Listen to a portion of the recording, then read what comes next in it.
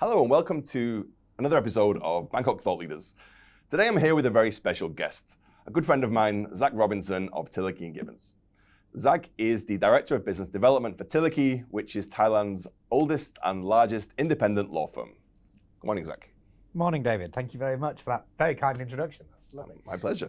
So, Zach, before we get started, congratulations on your new role. Oh, thank you. Thanks. You deserve it. Thank you. I'm glad you think so. That's very much appreciated. Why don't you tell the folks at home a little bit about the role that you play within Tilakey? Sure, absolutely. So, as Director of Business Development at Tilakey & Gibbons, I have sort of two sides. I have an internal-facing role and an external-facing role. Externally, I cover our brand, how we appear to the world, how we engage with the businesses that need legal services within Thailand and across Southeast Asia.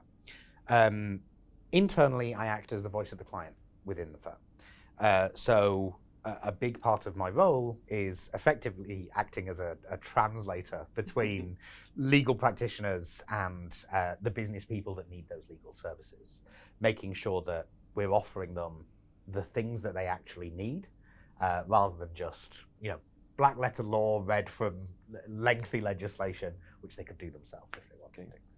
So it's like you and I have spent multiple hours off camera talking about the importance of brand and storytelling for pleasure. That's what we do in our free time. We're very cool people. But I think still for many, especially for the B2B sector, people really, when you think of brand, they often just think about a logo. Why is that not the case?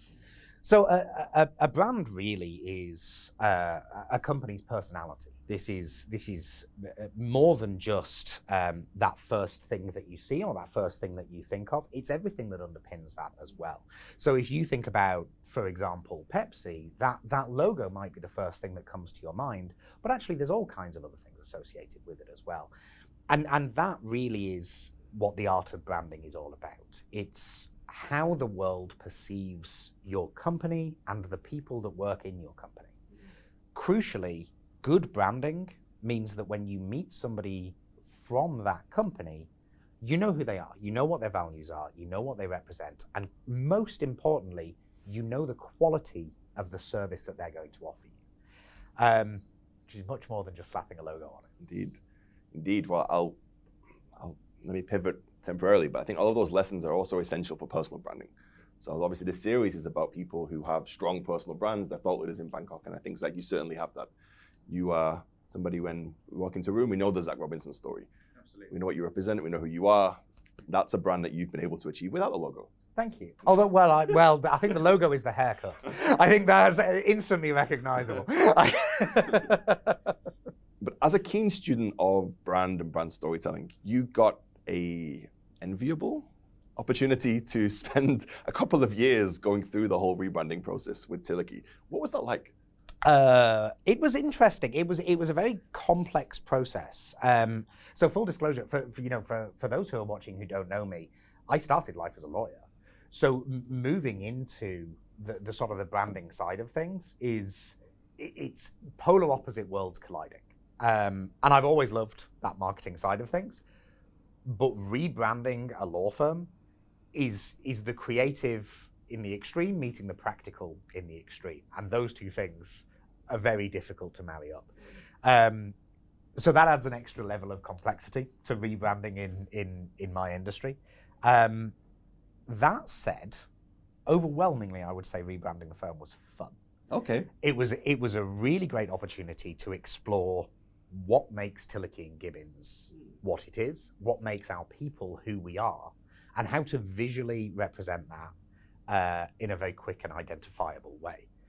And it's something that, this isn't our first brand.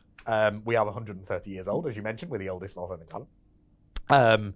So it certainly isn't the first time we've done it, but if anything, that makes it more complex. We've got layers and layers and layers, years of this story to tell and to visually represent in an easily digestible way. Complex but fun. Okay, that's a good tagline. Could be your personal brand. Absolutely, yeah. I don't think anyone's ever called the legal industry complex but fun before, but it works. So you mentioned there's 130 years of different types of, probably, I would imagine, various Pantones and 130 years of conflicting documents. What was the genesis of the rebrand? What was it that brought you to the stage where you thought we need to unify? Sure. So we last rebranded the firm, I think 12 or 13 years ago. And really the simplest answer to your question is time. That in 12 to 13 years, the firm had changed an incredible amount. 12 years ago, we had 2 offices in 2 jurisdictions. Now we have 7 offices in 6 jurisdictions. We went from being focused on a few core practice areas to being really full service across multiple industries. And crucially, the old brand was just starting to feel a little bit old-fashioned. It represented who we were, not who we are, and who, most importantly, who we are going to be for the next 10 years. So yeah, it needed doing. All right. So I think the idea of when you describe it as fun and complex, I think many people would think, okay, let's do it, let's rebrand. What were some of the challenges that you faced? Oh, sure. So we did it during a global pandemic. I would advise against that. There's a lot of challenges inherent in a rebrand, particularly a multi-jurisdictional rebrand. When we were thinking about what should be really basic things like sourcing printers for new materials and things like that, we had to do it in 6 different countries with all these different sets of complexities. We have an office in Myanmar, an office in Laos. Sourcing suppliers there is a very different concept to doing it here in Bangkok, where we have a much more established set of industries on that. That being said, I think the key challenge comes back to what I said earlier about law firm and marketing being totally different worlds. Everything we did was a balance of that legal practicality.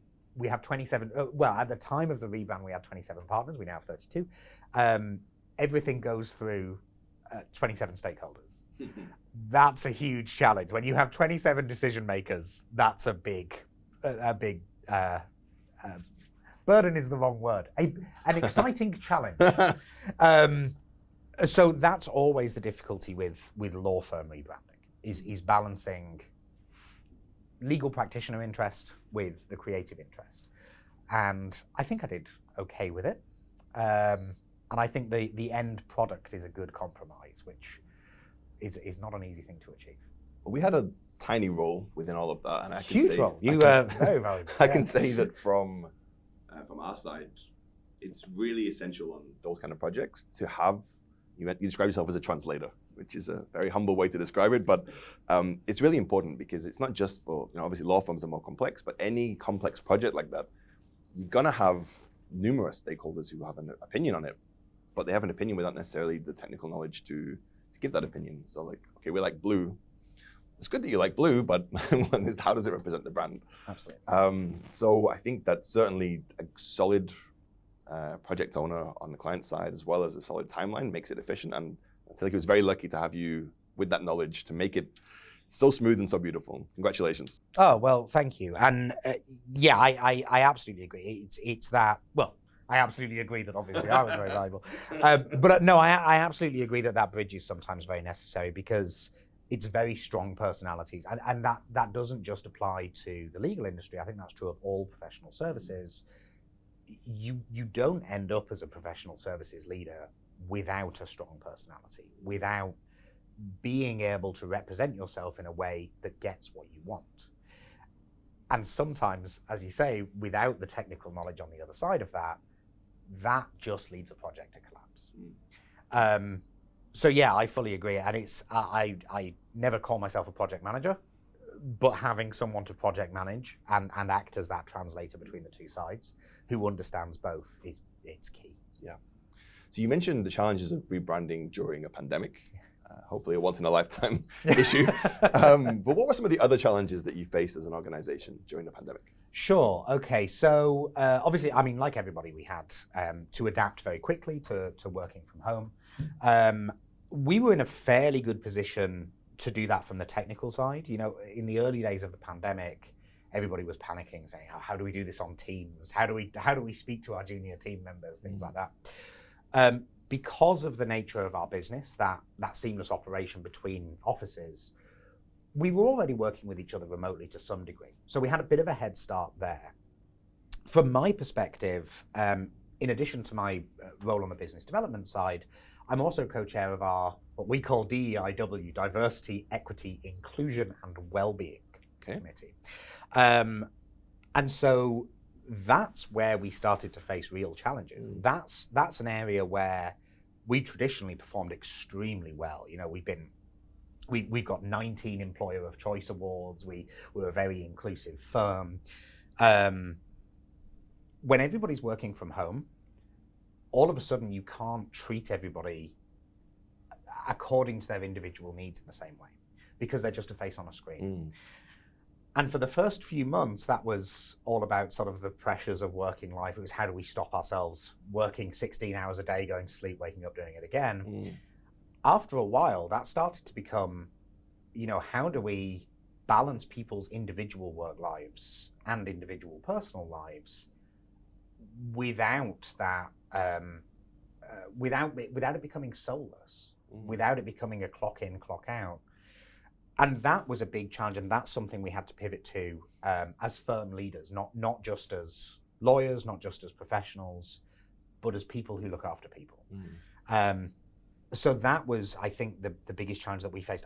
And I think we rose to it quite well, but like everybody, it's something that we've had to learn a whole new set of soft skills to deal with.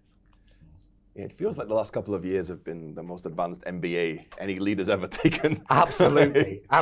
Full on anthropology in the moment, learning as we go. And I echo your sentiment, not necessarily in terms of the diversity question, but just the general, like we have a lot of also strong personalities in the company, a lot of creative people. So the way we work is, it's like we'll have, you know, person dealing with the client, project owner, and then we'll have scriptwriter, storyboard artist, illustrator, video producer, sound effects editor, all working together on a single project, which is awesome when we're here because we can just quickly pull something together and it works. But during the pandemic, I found that people started to argue more than ever because it's just that necessity for communication is a real strength when we're together, but it's so easy to misunderstand somebody when you're just typing, hey, the client said no. Yeah. That hurts, but when you can say, you know, the client wasn't really sure about this one, it just feels differently. So yeah, I think what we've done with that is we've tried to have post-pandemic hybrid model. So we get to meet everybody, everyone's in the office on Monday and everyone else is 2 days a week after that. Yeah. So we get the deep work at home, but we get to pick up on those little signs of people who are not happy or there's a problem. So yeah, that's a really good point. And that's now, I think the challenge that we're facing coming out of it is, you use the phrase deep work, which I love. There are huge benefits to that working from home side as well. There's an element of focus that you don't get elsewhere. And now that we've learned how to do that balance when people are working remotely, how to get that human interaction without the physical cues, without the tone of voice sometimes. Exactly. We now need to figure out how to retain the ability to keep that deep work, to keep that focus as well as we start transitioning back to the office. So I've spent 2 years getting the best MBA a person can get. Now I need another 2 years to get the other side of it. Like, remember what I was doing before. It's like, how was anyone getting anything done? It's a great point you make, though. One of my colleagues said to me on Monday, we had a performance review, and she said that she felt a bit guilty because when she's at home, you know, she can concentrate a lot, but when she's at the office, when the video's rendering, for example, then the team might get together and have a coffee, and then when the video's finished rendering, they don't know for 20 minutes because they're having a good time playing on the Switch or whatever. Yeah.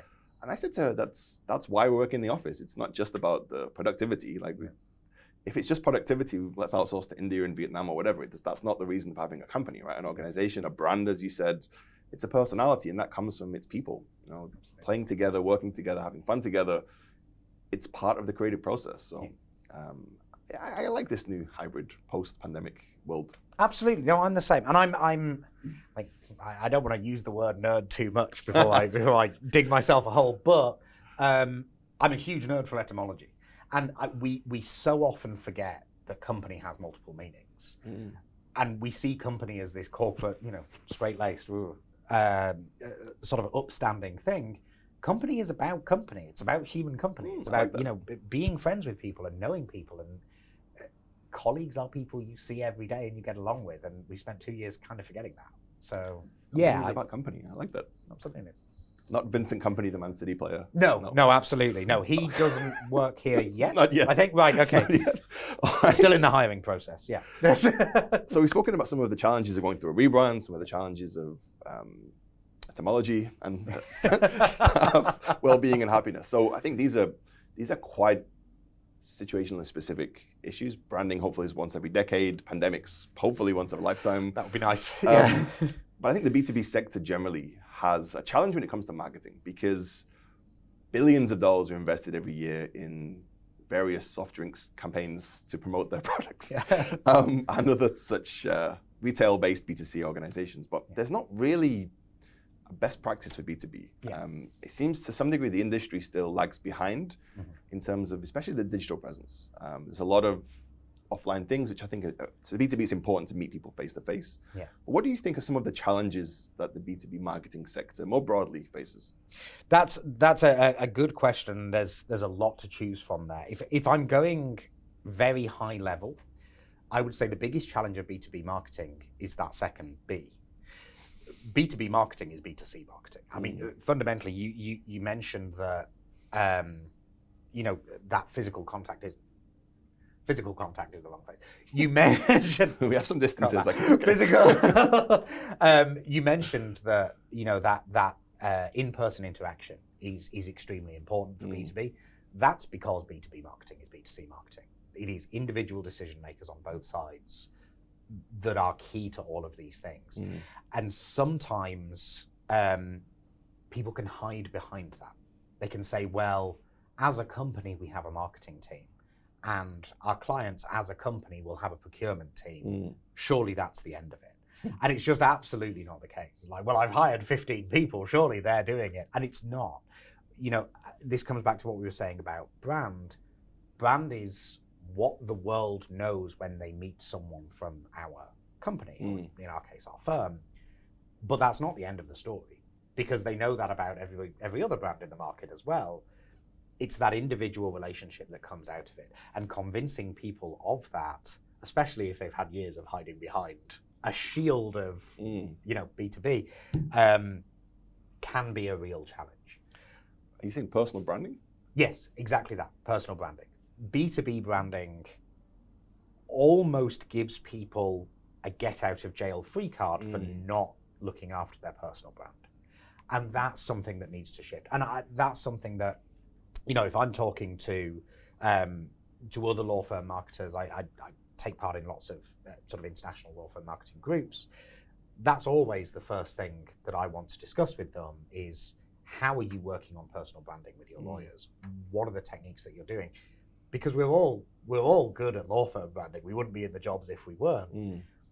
But the conversion aspect, that relationship building, that connecting with clients, that comes down to the lawyers, and it's our job to work with them to help them to do that. Absolutely. I echo all of those sentiments. Like the genesis of Lexicon actually comes from a similar situation. I was working for one of the big four, and it was just amazing that there was so much talent in the organization. And obviously the brand is solid, it's a global brand, their general marketing is good, their brochures are very nice, but just fee makers are making such big fees, and they're so busy that they don't really have time to write their own articles necessarily.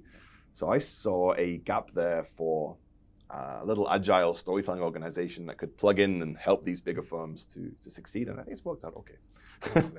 But I think for anybody watching at home, the power of LinkedIn is really important for this. Like, you can build a personal brand whether you're a junior or you're a CEO tomorrow. Connect with the ideal audience, decide how you want to frame yourself to the world, and get started. So give it a go. I would add to that, if you're watching this and you're a leader in a professional services firm, make sure that your fee earners, and you brought up the phrase free earners, so I'm free to use it. Please do. I blacklist that word sometimes, but make sure that your fee earners know the importance of focusing on their business development time. And if that means 15 minutes, 20 minutes at the beginning of each day to check their LinkedIn, reply to their messages, that's all it takes. But if you're in charge of what counts as usable time, and the only thing you're giving them is billable hours, scrap that. Get rid of it. find a way to factor in time to do business development. A marketing and BD team can only do so much. That bottom of the sales funnel, that's your fee earners. And if all you're giving them is fee earner time, they're not doing it. It's also possible to outsource those services to reputable organizations in Bangkok. So I think you've alluded to it multiple times here, the Byzantine nature of large firms, the history, the 130 years to put together. Developing a successful marketing strategy is a massive challenge for any organization.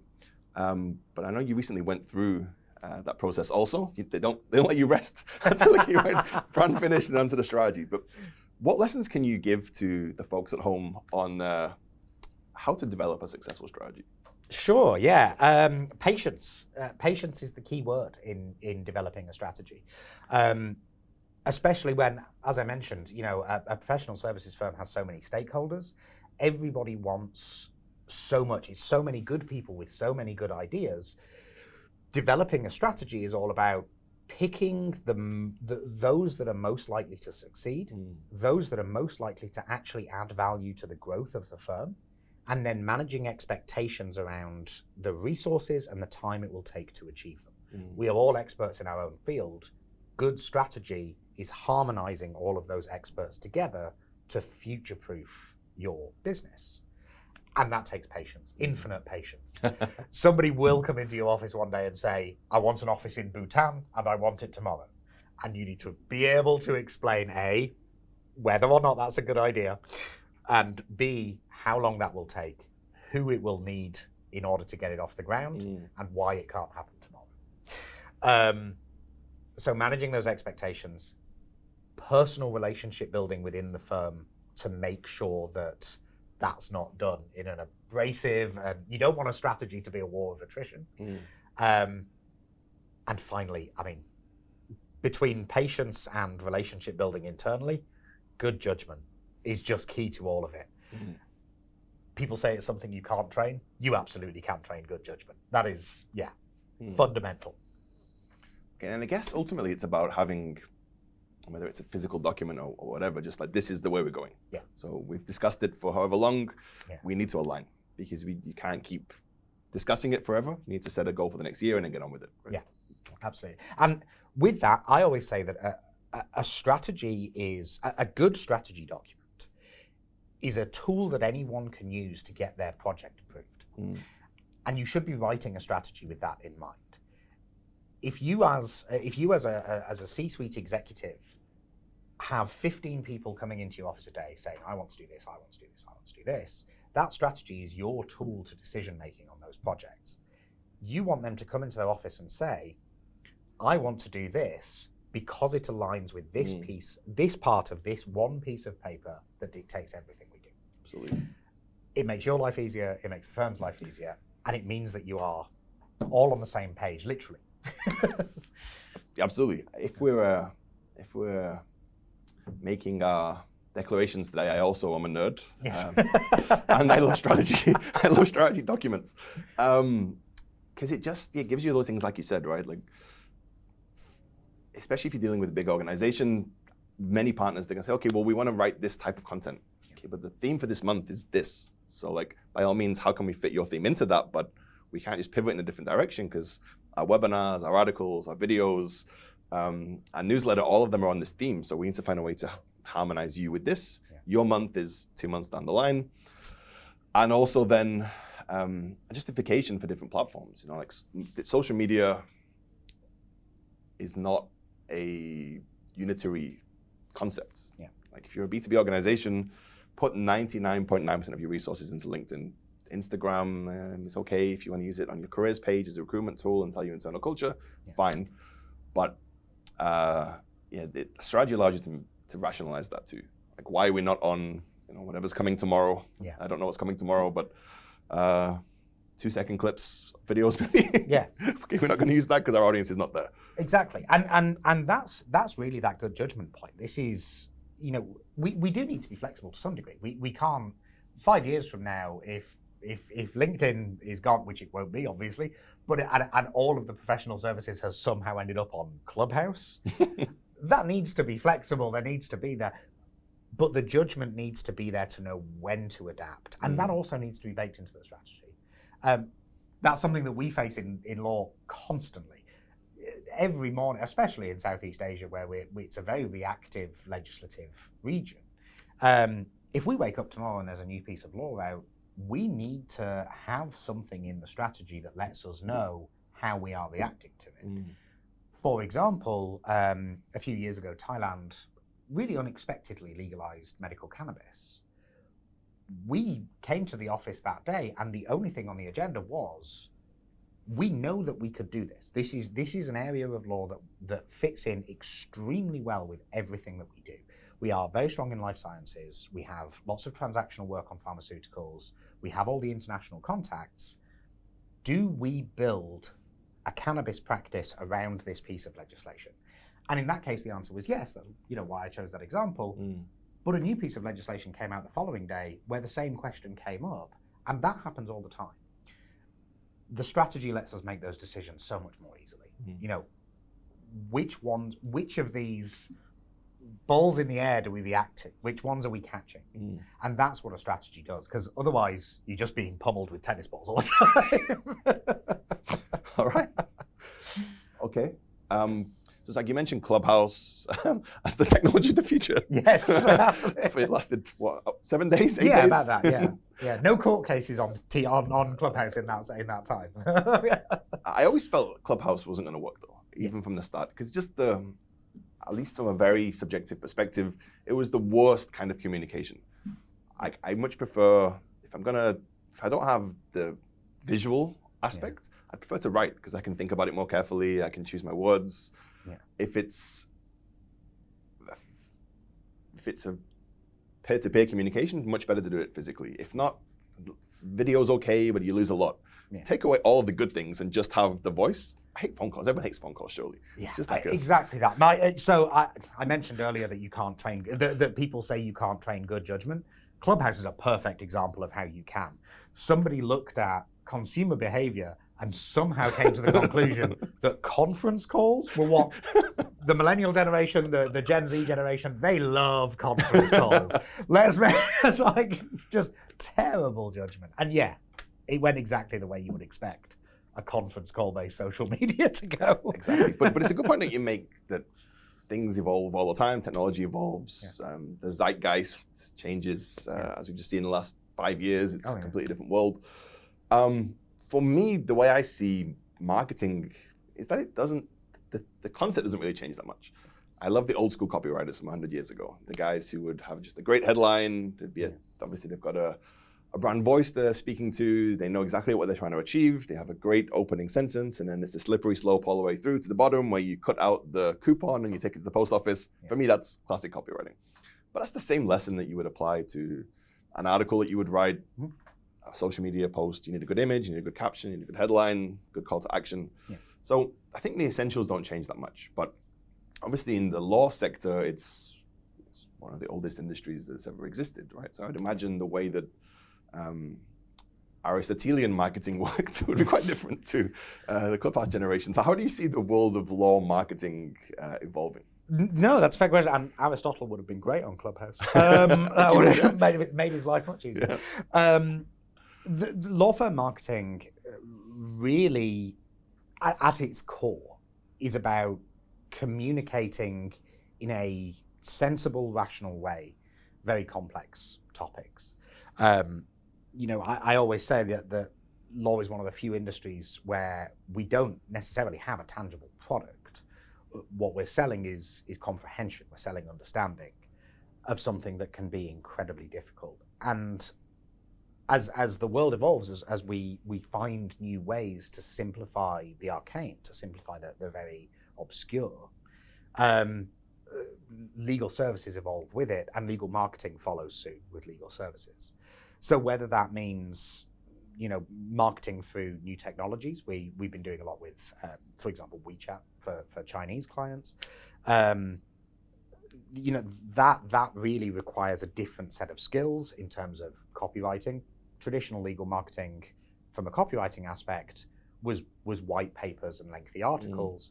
We now need to be able to do that in 300 words to communicate with people very quickly on the go. Ideally 50 words, but apparently that's not achievable. New law, good. New law, good, but careful. So a lot of it is around sort of adapting existing skills, adapting writing styles, adapting communication styles, and then the other key side of it is around borderless delivery. And it seems odd saying that after we've all spent 2 years doing everything in a borderless way. But actually, that's a skill that is constantly evolving. It's not just jump on a Zoom call, host a webinar. It's saying, well, how do we get that to the right people, and who are the right people? If I'm communicating this new law in Thailand, let's use the medical cannabis thing as an example, and I'm throwing that out onto the internet, surely they'll find it. Well, no, it's that's something that the legal industry has not been great at targeting the right people. And in international law, that's so important. Doing that groundwork first, finding out where the interest lies, is a very different skill set in the modern world, in the virtual world, than it was 20 years ago, when you could just go to one event a month and know that that event was the group of people you've known since law school, the group of people that have always engaged you in your firm, done. That's not the case. With medical cannabis, for example, we need to be reaching the general counsel of cannabis companies in countries where the medical cannabis industry has been up and running for a while. We need to connect with them on a level that they understand. We need to understand the industry in their jurisdiction, and we need to find a way to reach out to them and connect with them directly. You can't do that at the standard Thursday dinner that you've been holding with your law school classmates for the last 20 years. So that's the key evolution, is adapting to borderless communication and adapting to modern styles of communication. Okay. In short, complex but fun. Exactly that, complex but fun. Okay, all right. So I think that's all with the serious questions. Let's pivot to perhaps our favorite topic. So Zach, you and I have spent countless hours discussing all sorts of different weird and wonderful stories. Yes. Obviously, as someone who's passionate about branding and marketing, storytelling is something that you care about. So who are some of your favorite storytellers? Ooh, that's a big question. And I could give you, I suppose it depends what time of day you catch me, really. It's quite early. Yeah, absolutely. Well, you said away from the serious question, so I'm going to give you a serious law firm answer. As I mentioned, I was a lawyer before I was a marketer. And for me, being a good lawyer is all about storytelling. Good legal practice is good storytelling.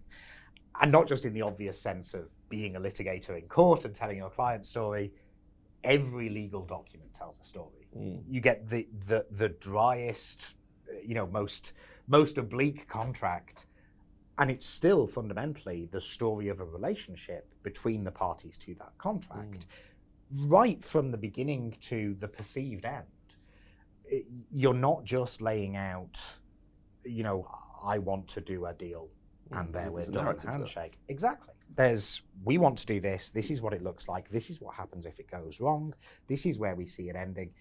In some cases, if you're doing a major infrastructure project, for example, that story that you're telling runs 30, 40 years down the line up until decommissioning, how those relationships work with other people, how they work with the government.